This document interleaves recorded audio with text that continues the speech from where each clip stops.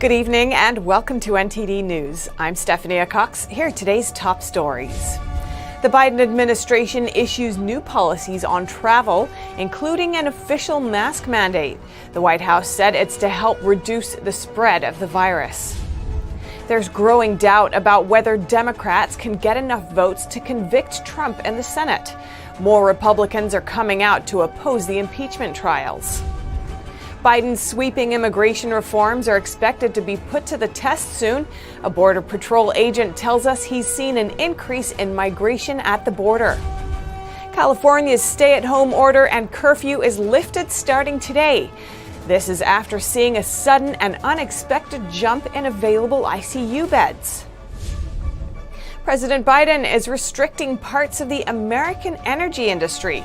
An expert breaks down why he thinks more government regulation will lead to rising energy prices.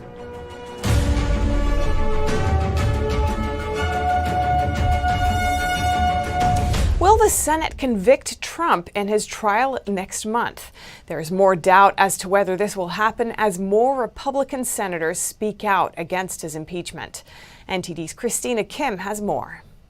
This is the first time a president out of office is going to be tried for impeachment, and a growing number of Republican senators are speaking out against holding the trial against former President Donald Trump. They argue it's unconstitutional to try to convict a former office holder, that it's divisive or a waste of time. An Epoch Times tally shows that 29 Republican senators are against the trial, casting doubt on whether the Democrats can get enough votes to convict Trump. Some of the senators include Ted Cruz, Josh Hawley, and Marsha Blackburn. So far, 15 Republicans haven't ruled out voting to convict, like Senators Mitch McConnell, Ben Sasse, and Lisa Murkowski. And 6 GOP senators' stances aren't clear. Nearly every Democrat is expected to vote to convict Trump on the charges of inciting insurrection. The House impeached Trump because they said his speech on January 6th led to the Capitol breach. In his speech, however, Trump called for peace and later denounced the violence. And a timeline showed that Trump had not finished speaking when the violence at the Capitol started. Democrats must convince at least 17 senators to vote with them to convict the former president, because it requires a supermajority or 2/3 of the vote. Senator Ron Johnson said this trial against a former president who is now a private citizen is unconstitutional and would set a very dangerous precedent. And it seems the Supreme Court decided Trump can no longer be tried for lawsuits filed against him while he was president. The court just unanimously threw out 2 anti-corruption lawsuits against Trump on the grounds they were moot, since he left office and became a private citizen. House Speaker Nancy Pelosi is expected to deliver the impeachment articles to the Senate at 7 p.m. Eastern Time, and the trial will begin the week of February 8th. Christina Kim, NTD News. President Trump's political team is clearing the confusion after rumors said he would form his own political party called the Patriot Party. The team came out to say they disavow a newly formed political committee. The Maga Patriot National Committee was filed with the Federal Election Commission. A man named James Davis of Punta Gorda, Florida, was listed as the committee's treasurer. But Trump's team says it didn't authorize the filing, adding it has no knowledge of the party's activities and hasn't entered any joint fundraising agreements with it. The Donald J. Trump for President Committee says it disavows the activities of a committee named Patriot Party. It makes clear there's no affiliation between them and that the party was not authorized by Trump or the team. And the airline industry is off to a bumpy start in 2021. As it recovers from the economic fallout caused by the pandemic, the Biden administration issues new policies that could hold them back. NTD's Don Tran has the details.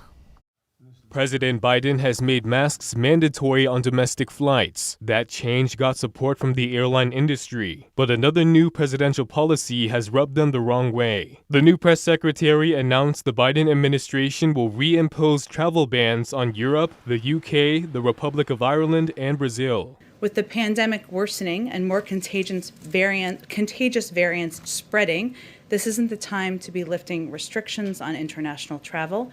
And in light of the contagious variant, B1351, South Africa has been added to the restricted list. The airline industry has already felt the impact. As of Monday, airlines like the International Airlines Group and Deutsche Lufthansa saw a sharp drop in shares. In his executive order, President Biden also made it a requirement for international travelers to self-quarantine after entering the U.S. According to the U.S. Travel Association, the mandatory isolation for international travelers could be extremely difficult to enforce. Trade groups said the requirement is another setback to an industry trying to heal from an almost year-long decline. In 2020, air travel fell by 60%, leading to a financial loss of $370 billion. U.S. airlines have appealed Monday to the Biden administration for more flexible, risk-based virus measures that will ensure the safe revival of air travel, and with it the revenues necessary for them to stay above water. Don Schran, NTD News. President Biden signed more executive orders today. One allows transgender people to serve in the military, a move that repeals a ban from Trump. Another focuses on buying more domestic goods as part of Biden's Made in America order. NTD's Kevin Hogan has the details. The president has signed an executive order that encourages the federal government to buy more products made in the USA. This order makes it harder for federal agencies to buy imported products and creates a website for U.S. companies to see what contracts are awarded to foreign companies. It also creates a new position at the White House. Look, today I'm creating a director of Made in America at the White House Office of Management and Budget, who will oversee our All of Government Made in America initiative. That starts with stopping federal agencies from waiving Buy American requirements with impunity, as has been going on. President Biden's order redefines what it means for a product to be considered made in America. He says right now companies only have to show that half of the parts were made in the country. But because of loopholes that have been expanded over time, you can count the least valuable possible parts as part of that 50% to say made in America, while the most valuable parts, the engines, the steel, the glass, are manufactured abroad. Biden says the 50% requirement isn't high enough, and his order ensures the value of the parts produced contributes to the American economy. The president also signed an executive order that lifts the Pentagon's ban on transgender people joining the military, reversing former President Trump's ban. Trump imposed the ban because he said the, quote, tremendous medical costs and disruption of their gender transition would burden the military, which should be focused on decisive and overwhelming victory. Kevin Hogan, NTD News. Mexico's president says Biden pledged $4 billion to Central American countries to help them with development. It's to help stop illegal migration attempts to the U.S. A Border Patrol agent tells us what he's observed on the border lately. NTD's Melina Weiskup reports. In a call with the president of Mexico, President Biden says he plans to address what he called the root problems of migration. Now, there aren't many details as to what exactly he means by that, but he clearly intends to have a wholly different approach from Trump. We know Biden immediately stopped the wall construction and suspended the Trump administration's Remain in Mexico order. That order was to have immigrants quickly deported or sent back to Mexico to wait for their asylum applications to be processed. So now with Biden rolling back on the Trump administration's policies, Biden's new strategies will soon be put to the test. So in terms of just the arrests alone for the fiscal year, which for us started on October 1st, we've already made over 30,000 arrests so far this year. And that number puts us about 148% over where we were the same time period last year. A Guatemalan television network reported a caravan of at least 3,000 Honduras migrants is preparing an attempt to cross into Guatemala and enter Mexico. This after the first caravan of around 8,000 migrants was stopped and broken up by Guatemalan security. And I expect at some point we'll see at least some portion of that group, make its way here to our southern border. Local communities are concerned about health and safety amidst the pandemic. Just a week ago, Customs and Border Protection stopped over 100 migrants in a box truck, most of them not wearing personal protective equipment. And another concern, security. In 3 days at the end of last week, officers seized $6.4 million worth of hard narcotics. We may be talking about one piece of it, which is immigration, but it's part of a much larger criminal enterprise. but other migrants are just hopeful of a better future. Still, an immigration representative urges them to take the legal path. Even myself, I have to wait 11 years to get into the States, but still I follow the rules and follow the regulations, we have to respect those. The immigration representative also tells us that she's hopeful that DACA applications will soon be processed again. During the Trump administration, DACA applications were put on hold, neither rejected or approved. Trump asked lawmakers to work on a permanent and legal solution to help the young immigrants, but Congress has not yet given a solution. Biden has signed an executive order to strengthen DACA, even though the program was never meant to be permanent. Former President Barack Obama said himself when he introduced it in 2012 that it was not a permanent fix. So we'll have to see what solutions the Biden administration brings to the table now. Melina Weisskopf, NTD News. Buy American might look a lot like a Trump policy, but Biden's energy policies couldn't be more different. NTD's Grace Coulter has the analysis. Biden has made fighting climate change one of his top priorities as president. In his first 2 days of office, Biden rejoined the Paris Climate Accord, froze permits for drilling and fracking on federal land for 60 days, and canceled the permit for the Keystone XL pipeline. Anthony Watts, senior fellow for environment and climate at the Heartland Institute, says canceling the pipeline is political, not environmental. It's entirely a political move, and it's designed to satisfy some of the most far-left supporters that Biden has. In terms of it actually affecting anything in terms of climate, the effect is essentially nil. And he says that train, the alternative method for transporting the oil, is more hazardous than a pipeline. Watts says Biden's environmental policies revolve around more government regulation, which he says won't result in less carbon emissions or pollution, but do result in a slew of other consequences. The Biden administration seems to be hell-bent on regulating everything that moves. Seriously, they have plans, from what I've read, that they want to regulate all sectors of energy. And the end result is that's going to make energy more expensive. I have no doubt that within about 1 to 2 years, we're going to see the cost of gasoline in the United States double. He says this will be due to regulatory measures, increased taxes, and reduced supply. Watts says these policies aren't going to benefit the U.S., but could be to the advantage of our adversaries. And so we're going to be paying the price while China laughs behind our backs and continues to increase building coal power plants and other uses of oil and other fossil fuels to expand their own political and economic agenda. The United States, as far as I can tell, is not going to get any benefit whatsoever from these policies. The U.S. became energy independent under the Trump administration because of slashed regulations, which led to more energy exploration. But Watts says now the U.S. is at risk of becoming dependent on other countries again due to the new policies halting and limiting the U.S.'s energy industry. Grace Coulter, NTD News. Senator Josh Hawley is calling for an ethics investigation into some of his Democrat colleagues. That comes after 7 Democrats filed a complaint against him over the events of January 6th. 7 Democrat senators are accusing Republicans Josh Hawley and Ted Cruz of having contributed to and legitimized the breach of the Capitol building because they objected to electoral votes after the breach happened. Hawley and Cruz objected to Electoral College votes from Arizona and Pennsylvania on January 6th.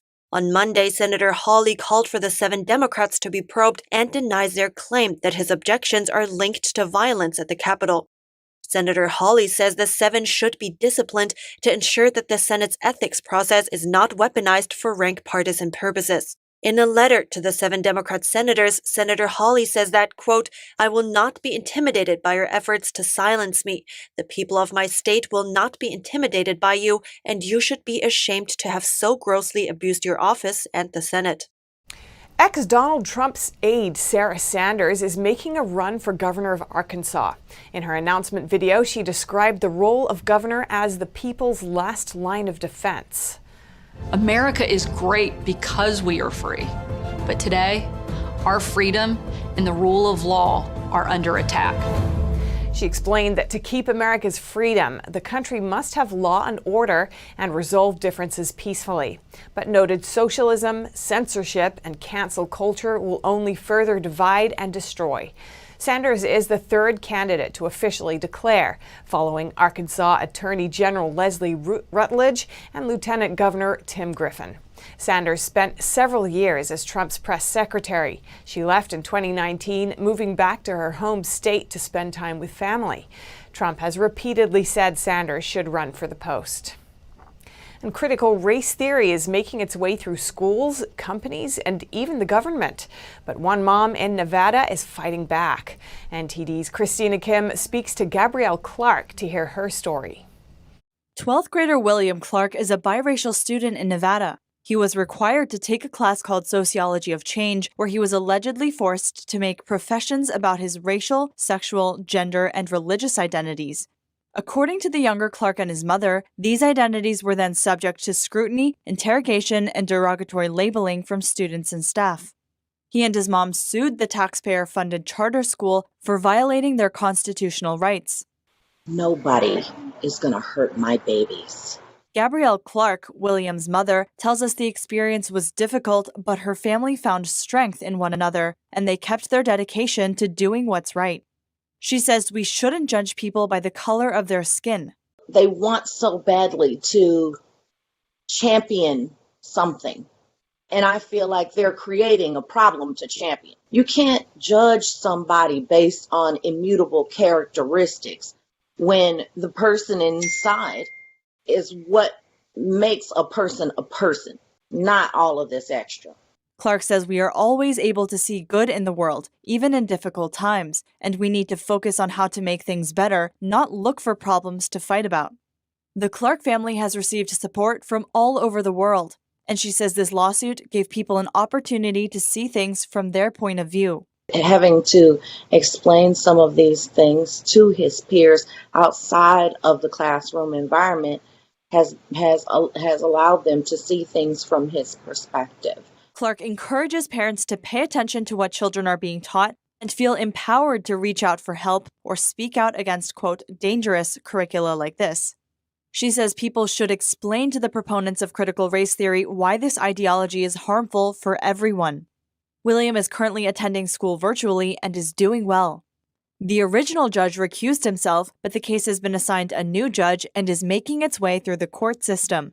Clark believes her case will be recognized by the court. Christina Kim, NTD News. And while Biden moves quickly to reform immigration policy, a Florida state representative proposes a bill he says will protect the rights of citizens in his state. The representative wants to repeal a tuition subsidy for illegal immigrants. NTD's Melina Weiskup has the story. A Florida state representative proposed a bill that would prevent illegal immigrants from getting subsidized tuition rates in the state. Whether they're a Floridian, whether they're an American not from Florida, or whether they're a foreigner, illegal immigrant or not, we're not telling them who they can and can't admit. We're simply stating that foreign students cannot get in-state tuition. In the past, Florida has spent around $45 million per year to offer illegal immigrants living in the state the lowered in-state tuition rates, while legal citizens from other states still must pay the full out-of-state cost. You know, if you live in Georgia or Virginia or Puerto Rico and you want to go to the University of Florida, you have to pay 3 times as much as an illegal immigrant. And I just don't think that's fair. I also don't think it's fair to Florida taxpayers who have to subsidize our universities to the tunes of billions of dollars, in part because we're extending subsidies to foreigners. And I just don't think that's right. And with the state facing a budget deficit due to the virus, Fine suggests that Biden's immigration reforms will deepen the state's financial burden if they don't address this now. And why would I want to cut kindergarten teachers? Or why would I want to cut roads or cut prison funding or health care or all of the other things? I have to cut something. So why wouldn't I cut $45 million that's going to illegal immigrants? We have to make cuts anyway. This strikes me as a no-brainer way to cut. The representative is expecting to have a senator to support his bill, although no supporters have been named yet. Melina Weiskup, NTD News. Alternative social media platform Parler was denied a case against Amazon Web Services. The rejection comes after a number of Twitter alternatives were deplatformed. NTD's Echo Liu has more. A federal district court rejected Parler's lawsuit seeking to force Amazon to reinstate it online. Last week, federal judge Barbara Rothstein said in Seattle she was dismissing Parler's claim against Amazon. She instead faulted the social network for not demonstrating the public need to force it back. Amazon does not have to host it again, according to the ruling. Parler's popularity skyrocketed after Twitter banned former President Trump's account. Amazon Web Services cut off service to Parler after the Capitol Hill protest on January 6. Amazon claimed that it removed Parler because it violated terms of service. Parler executives, however, argued that Amazon's move was for political reasons and to reduce competition. I believe AWS's decision to terminate service to Parler was based not on expressed concerns about Parler's compliance with the AWS agreement, but in part on a desire to deny President Trump a platform on any large social media service. Google and Apple were the first tech giants to ban the Twitter alternative from their App Store. But Apple expressed willingness to let Parler back if it changed its content moderation. Reporting by Echo Liu and Rose Zhang, NTD News, Seattle. Amazon is trying to block a warehouse union from voting by mail. Instead, it's pushing for the election to happen in person. Amazon wants to delay a warehouse union vote in Alabama. 6,000 warehouse workers are set to vote on whether to join the retail, wholesale, and department store union. The U.S. Labor Board is allowing mail-in voting for the election because of the pandemic. Ballots have to be received by late March. But Amazon wants to delay the election so it can take place in person, with no votes by mail. It says only about 3% of its workers tested positive for the CCP virus in the first week of January, and it says that doesn't count as an outbreak. Amazon says, "We believe that the best approach to a valid, fair, and successful election is one that is conducted manually in person."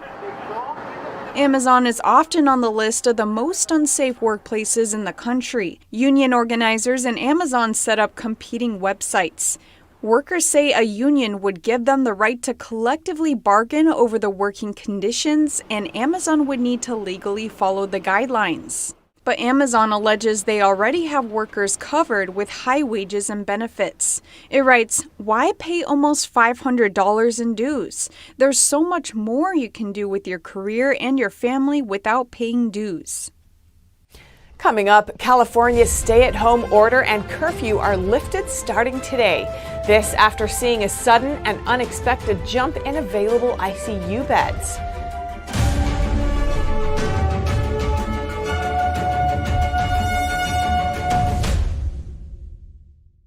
What does it mean to devote your life to the truth? Does it mean investigating communist subversion here in America?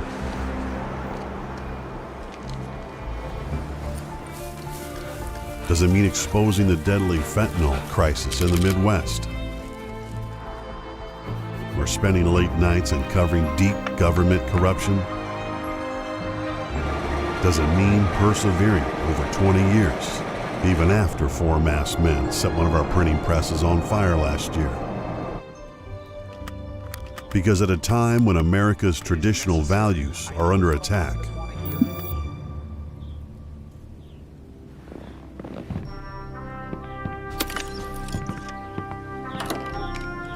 it's the responsibility of righteous journalists to uphold truth and tradition.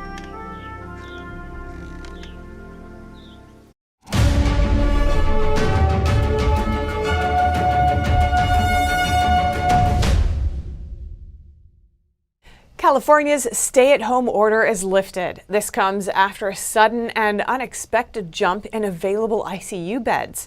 NTD's Eileen Ang has more on the story.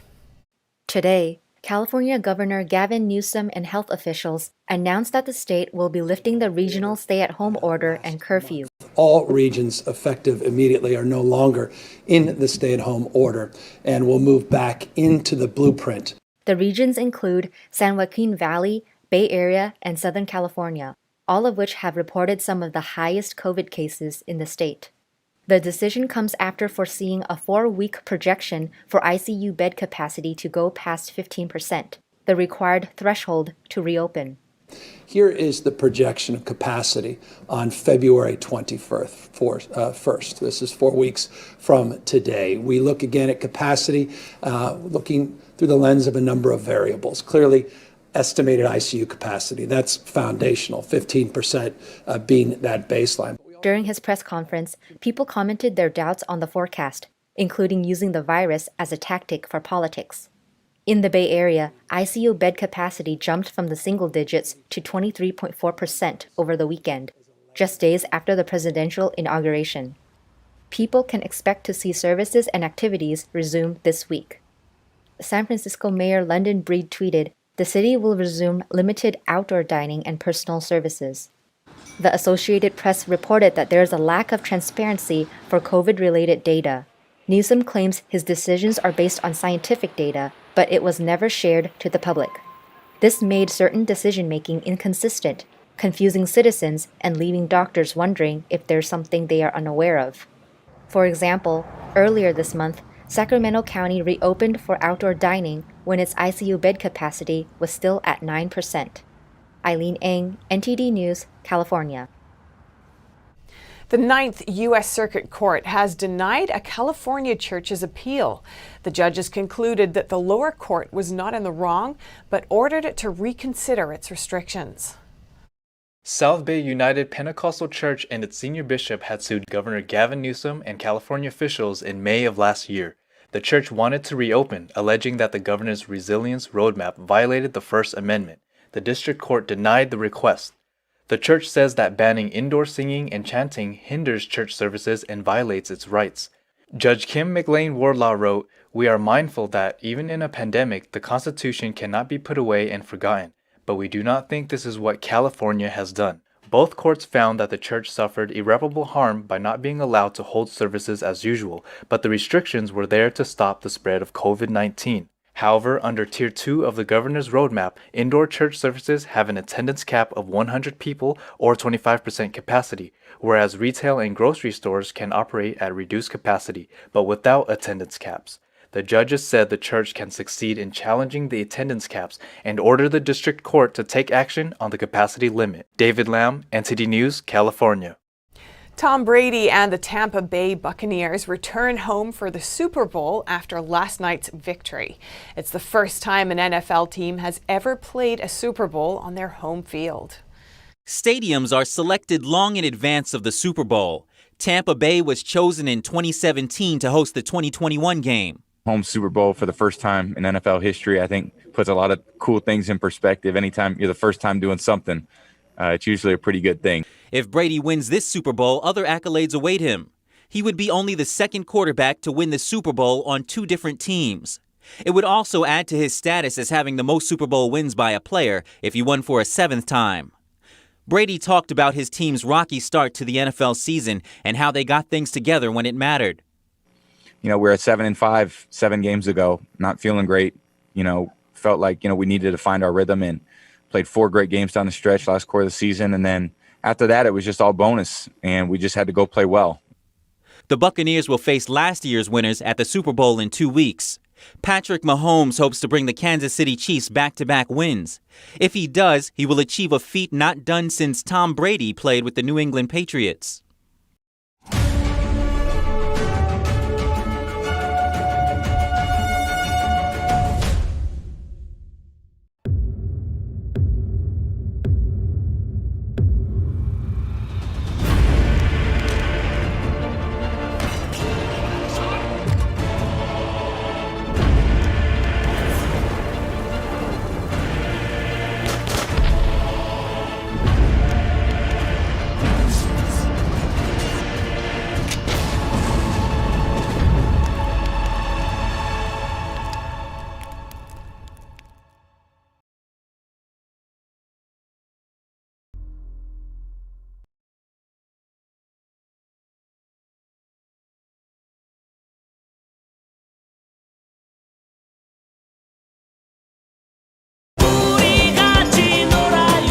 마루 유치원 폐쇄 명령서입니다.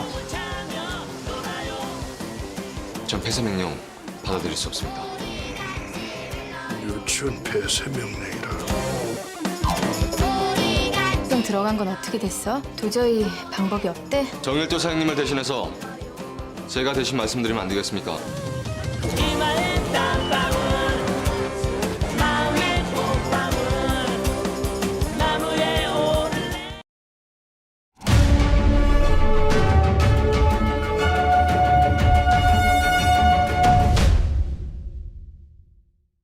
2 million Beijing residents get tested for the virus. And amid the country's strict lockdowns, one pet owner adopts a creative solution for walking the dog. NTD's Tiffany Meyer has the story. First, an update on the pandemic in China. About 2 million people in Beijing took virus tests last week. That's about 1/10 of the city's population. All of them come from Beijing's 2 downtown districts. That's where most of China's federal agencies operate. The area includes Zhongnanhai, where Chinese Communist Party head Xi Jinping lives and works. Test results released over the weekend showed only 1 person out of the 2 million tested was confirmed positive. But China's official results may not prove accurate. The data comes amid allegations that Chinese-made test kits have a low accuracy rate. The regime is also widely thought to be severely underreporting its virus numbers. According to local media reports, the person whose results came back positive had already been sickened by the virus last August and later recovered. We can't independently verify this information, but similar reports from other countries may shed light on the situation. In a number of other countries, patients who had already been infected with the virus later caught it again, this time coming into contact with a different strain. Some of them developed severe symptoms and died. This may indicate that recovering from the virus once doesn't necessarily grant immunity from the disease. Chinese citizens have been forced to get creative under the country's strict lockdown measures. A video posted online shows how one person found an unusual way to walk his dog. Dozens of Chinese cities and districts are under lockdown. But unlike in other countries, citizens aren't allowed outside for daily exercise and other essentials. The harsh restrictions have left pet owners in a tricky situation. A video posted on social media shows one person's solution. A homemade leash was used to walk the dog, while the owner remained inside a 4th-floor apartment. Some netizens question how the leash was attached to the dog if the owner remained inside. The video gives no explanation. Another video going viral online shows a dog hoisted down and up so that it could use the bathroom outside, as it was used to doing it inside. This happened over the weekend in Suihua City in northeastern Heilongjiang province. As the dog breathed in fresh air for a short moment, its owners on the 8th floor were locked in due to the CCP virus. In China's largest city, Shanghai, many people have been spotted collapsing onto the ground recently. This as authorities there continue to cover up the outbreak. Online video taken Sunday shows China's Putuo Central Hospital in Shanghai limiting the number of patients entering and leaving the facility. That's due to confirmed CCP virus patients there. But authorities didn't publicly announce the policy. Locals in Baoshan district broke news of new lockdown measures on Friday. In one coffee shop, customers reported seeing workers in charge of local pandemic prevention. The workers reportedly asked the shop owner to seal the door, preventing people from entering or leaving the building. Subway workers also told our sister media, the Epoch Times, about another situation, saying they had spotted people suddenly collapsing in public while waiting on subway platforms and riding in trains. They noted both elderly and young people were involved. The claims come as similar reports appear across China. According to another citizen, a woman also collapsed inside a pharmacy on Thursday while buying fever medicine. It's impossible to confirm whether the incidents were caused by virus infection. Local Chinese media have steered clear of publicizing the stories, but the timing of the events has sparked questions. It's just 2 weeks after the virus situation in northern China took a turn for the worse. A city of around 500,000 in northern China is now facing a food crisis, not because of lack of supply, but because of government lockdowns. NTD's Juliet Song has the details. Hundreds of thousands of residents in northeast China are facing a food crisis. This as they're trapped inside their homes. One resident there says she only has a little food left. To protect her identity, we gave her a pseudonym and distorted her voice. I've run out of flour and only have a little bit of rice left. Liang lives in a city called Tonghua in northeast China. Local authorities there put residents under strict lockdown orders after reports of new CCP virus cases. Locals aren't allowed to go out, even to buy groceries. Liang says officials glue paper on residents' doors to seal them shut, but for those who do make it outside, Police would arrest you once you leave your home. So who would dare to go downstairs under these conditions? Authorities said earlier that community workers would deliver groceries to residents. But according to locals, no one sends us anything. To sniff out rule breakers, authorities offer rewards up to nearly $800 for information on violators. Liang says many of her local friends are facing similar food shortages. She says she doesn't oppose lockdown measures, but thinks the regime went to extremes. It'd be nice if authorities allow even just one person to go out and get food every day. Not allowing people to go out is just, we don't have much food left. Some local residents took to social media to call for help, but many of their comments have since been removed.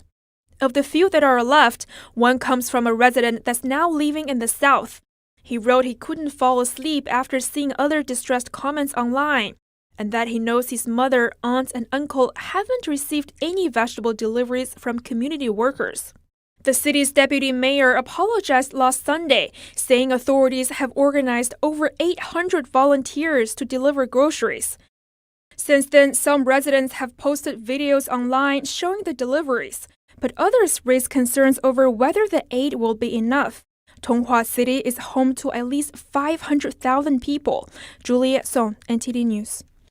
Still to come, car makers suffering from the chip shortage turn to Taiwan for help. They want the island's largest chip maker to make more auto chips.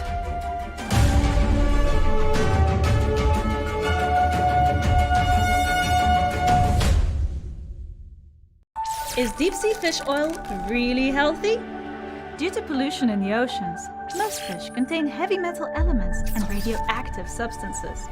That's why it's so important to choose a pure source of omega-3. Puritan Green Vegetable Omega-3 is made from purslane and perilla seeds, which are rich in nutrients and minerals, especially vitamins A, D, E, calcium, and iron. With natural processing and no harmful chemical additives, it has more than 90% concentration of omegas 3, 6, 7, and 9. It effectively improves brain power and is beneficial to the heart's health.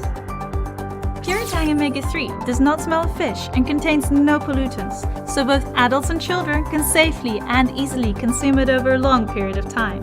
Puritan Green Vegetable Omega-3. Eat 2 a day and you'll feel brand new!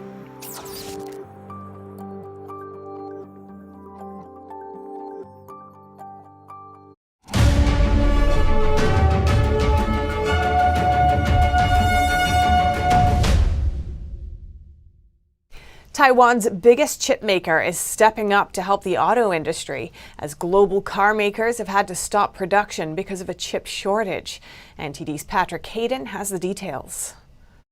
Chip-making giant Taiwan Semiconductor Manufacturing Co., or TSMC, says it will prioritize producing auto chips as demand rises. Germany asked Taiwan to persuade its chip makers to help ease the shortage, which is obstructing the industry's recovery from the pandemic. On Sunday, a Taiwan ministry official spoke to senior executives about the issue. Right now, the chip maker says production capacity is full, but if it can increase capacity, it will make auto chips a priority. Global reduction in chip making has created a chip shortage. This has caused some car production lines to shut down. The shortage has affected Volkswagen, Ford, Toyota, Subaru, Nissan, Fiat Chrysler and others. Taiwan confirmed they received similar requests from the US and the EU late last year and early this year from Germany and Japan. Last year, auto chips only accounted for 3% of TSMC's production. The chip-making industry has always struggled to keep up with sudden demand spikes. The factories cost tens of billions of dollars to build, and it can take up to a year to expand capacity. Reporting by Patrick Hayden, NTD News. Say goodbye to Godiva. The luxury chocolate maker says it's closing all 128 stores in North America. The move comes less than 2 years after the company laid out plans to open 2,000 cafes around the world in 6 years. By the end of March, chocolate lovers in the U.S. will have 3 choices to buy Godiva. You'll be able to order it online, buy it at one of the other retailers that stock it in their stores, or by traveling overseas. Godiva is keeping its stores open in Europe, the Middle East, and China. And working from home, it's among the largest pandemic-driven trends both in the U.S. and abroad. The option to work remotely has become more appealing to employees in certain fields and career paths, while some studies show it could lead to more productive companies. NTD's Don Tran has the details.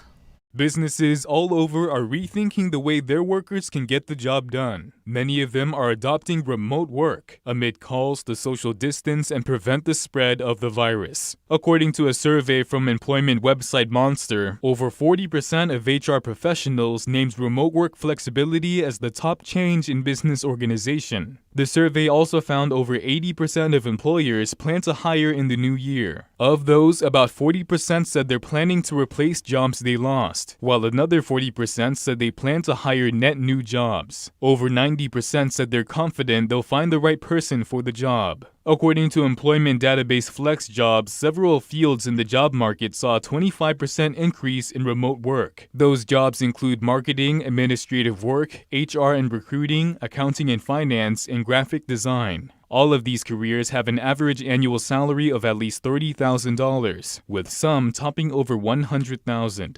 Some sources say the trend will lead cities and towns toward becoming more livable and urge companies to become more resilient and productive.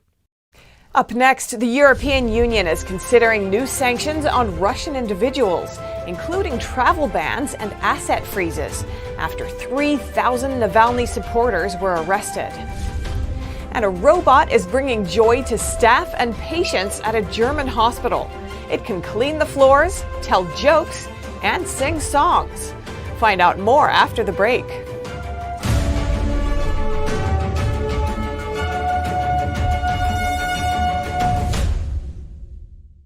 Are you looking for a news source that does not spin the truth, doesn't push any false narratives, and instead presents you with the facts and lets you make up your own mind? Then go to readepic.com and try the Epic Times newspaper for yourself. It's pure honest journalism that's based in traditional values.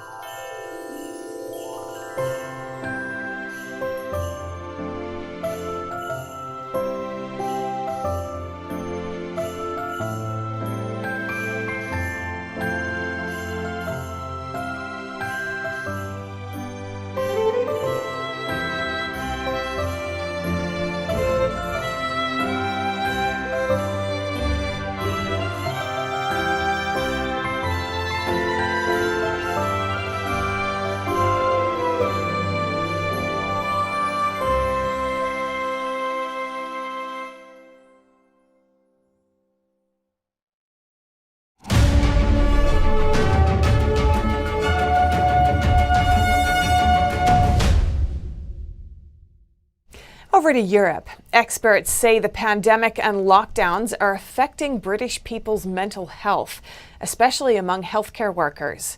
NTD UK's Neil Woodrow will bring us more news from Europe. Hello and welcome. Due to the pandemic, the UK has endured close to a year of restrictions and lockdowns. Experts say the pandemic is taking its toll not just on physical health, but mental health too. NTD's Earl Rhodes has more. What we're certainly seeing at this stage is that each time there is a further wave of the virus, each time there are more restrictions, the mental health needs in the population go up. But whereas the virus comes down after each wave, the mental health impacts don't. They accumulate. Bell says certain groups face a bigger hit to their mental health than others. I think particularly those living on low incomes where, of course, you've got more risk to the economic effects of the virus. We certainly see it in the UK among people from racialized communities, Black and Asian communities in particular, where you have a greater risk from the virus. Researchers have been studying how UK healthcare workers are coping, and their findings are worrying. Amongst intensive care staff at the end of the first wave, so that's in June and July last year, that actually, nearly 1 in 2 of them were reporting some level of either post-traumatic stress disorder, severe depression or anxiety, or problem drinking. The Centre for Mental Health has been working with England's healthcare services to try to predict how many people will need support as a result of the pandemic. Their model forecasts around 10 million people out of a population of 60 million will require help. About 2/3 of those will be people who are already experiencing some kind of mental health difficulty for whom things have got worse. And then about 1/3 will be people who are experiencing poor mental health for the first time. With no end to the virus in sight, those figures are unlikely to go down anytime soon. Earl Rhodes, NTD News. Leading figures in the UK Jewish community are using Holocaust Memorial Day on January 27th to focus on the persecution of Uyghur Muslims in China. According to the Guardian newspaper, rabbis, community leaders and Holocaust survivors are putting pressure on the UK government to take a stronger stance on genocide in China. In a letter to the Prime Minister, the leader of the largest Jewish communal organisation in the UK compares the violation of the Uyghurs to the Holocaust. A leader of a Jewish human rights organisation says using Holocaust Memorial Day to focus on another group of persecuted people is significant for Jews. In a controversial move, Russian officials detained over 3,000 people protesting to support Alexei Navalny, a critic of the Kremlin. Now, the European Union is considering fresh sanctions on Russian individuals. Joy Duguid brings us the details. Top EU diplomats arrived in Brussels on Monday to debate sanctions on Russia amid recent detentions. I personally think that a change is in the air in Russia.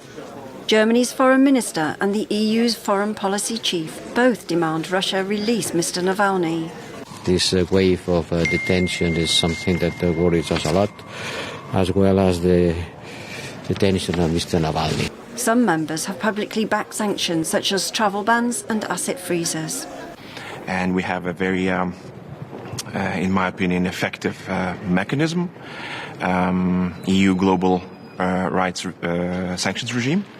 And I think it needs to be used decisively in order to send a message that human rights abuses, wherever they happen, in Minsk, in Moscow, in Hong Kong, they will not be tolerated. According to Reuters, up to 40,000 people gathered in central Moscow on Saturday in one of the biggest unauthorized rallies in years. Russia is a big oil and gas exporter to Europe. Germany and France will be central in deciding whether the bloc goes ahead with punitive measures on Moscow or not. Joy Duguid, NTD News. Instead of coming together in Davos, Switzerland, global leaders will join a virtual program at the annual World Economic Forum this week. Its main theme is the Great Reset. The former head of Germany's National Intelligence Agency spoke to our sister media, the German Epoch Times, about this. The Great Reset is a controversial topic at this week's virtual meeting of world leaders at the World Economic Forum, or WEF. It's based on a book of the same name by its founder, Klaus Schwab. He suggests using the crisis brought about by the pandemic to reshape the global economy, quote, a reset of capitalism. Schwab claims it will lead to a more fair and sustainable world. Others are skeptical. Such thought experiments worry me because they remind me of communist thought experiments, where I say communist pseudoscientists sat around the table and fantasized about how people should live. Schwab urges governments and industries to, quote, revamp all aspects of our societies and economies. He claims the Great Reset is our best chance to tackle many global crises like climate change, government debt, and societal divisions. What I find particularly terrible about all these ideas is this arrogance and contempt for ordinary people. Schwab suggests a global coordination of policy like a wealth tax, stimulus programs for the environment, and the harnessing of cutting-edge technology. The WEF will convene a physical summit in May in Singapore. Trevor Piper, NTD News. A robot is happily working at a hospital in Munich, Germany. She doesn't only clean the floors, she also brings joy to the staff and patients there. NTD's Earl Rhodes has more. To the cleaners at this hospital, the robot named Franziska means saving time. While she's cleaning the floors, staff have more time to disinfect surfaces. She is a great cleaning force, and the best part is she brings a lot of joy. She can sing, she can rap, she can tell jokes. Staff and patients at the hospital mostly react very positively to Franziska. Some talk to her or pat her on the head. There are sometimes funny situations, and I think she just cheers up the day for many people here. Why aren't you moving? I urgently need to clean. Franziska weighs 440 pounds and costs over $52,000. She's still undergoing a test phase. Earl Rhodes, NTD News. That's all for now. Back to New York. And coming up next, more demand for bicycles since lockdown. We'll be hearing from a man who rides a different kind of bike after the break.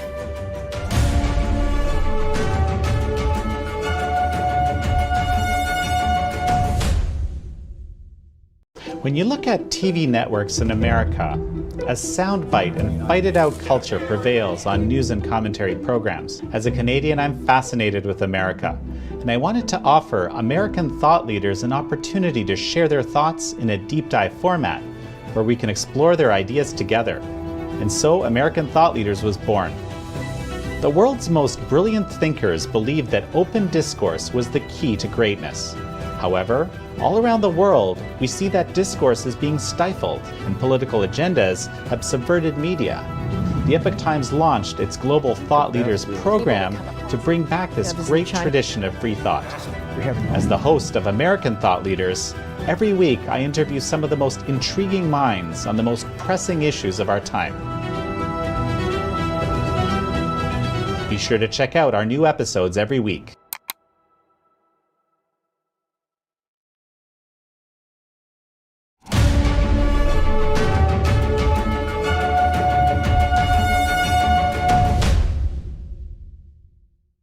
Whether it's going for a walk or a run, many people are finding ways to exercise outdoors during the lockdown. Our UK correspondent Jane Werrell met with a man who has an unusual style of working out. Neil Lawton gets in his socially distanced exercise at an elevated level and leaves onlookers surprised and intrigued. It just puts a smile on people's faces, and the kids love it. Even young teenagers kind of say you're cool, which is pretty strange. Originally from the Victorian era, the demand for these bicycles, called penny farthings in Britain, have increased during pandemic restrictions. The manufacturer of this bike sold 2 years' worth of stock in 1 year. What excites me is just the sheer difference and danger riding it. It's got its name from the British penny and farthing coins of the time. The pedal is attached to the wheel, so one way to begin to stop naturally is to slow down pedalling. And the big argument is about braking. You have to have two independent braking systems. It doesn't say how good they have to be, but as long as they're recognised braking systems. Now, on a penny farthing like this, there are 3 braking systems. Don't stop pedalling, just gentle pedalling, keep the bike momentum. Riding the penny farthing is a lot harder than it looks. This type of transport was popular in the 1870s and 80s. Whilst it was designed by a Frenchman, and of course the original patent for a bike was by von Dries, a German, back in 1817, it wasn't until the 1870s and 80s that this bike, with the help of British industrial Britain, took to mass producing it for the market of keen cyclists of the day. And more than a century on, perhaps you'll spot a keen penny farthing cyclist or two while you're out exercising. Jane Werrell, NTD News. And that's all for today's news. Thanks for tuning in. I'm Stephanie Cox.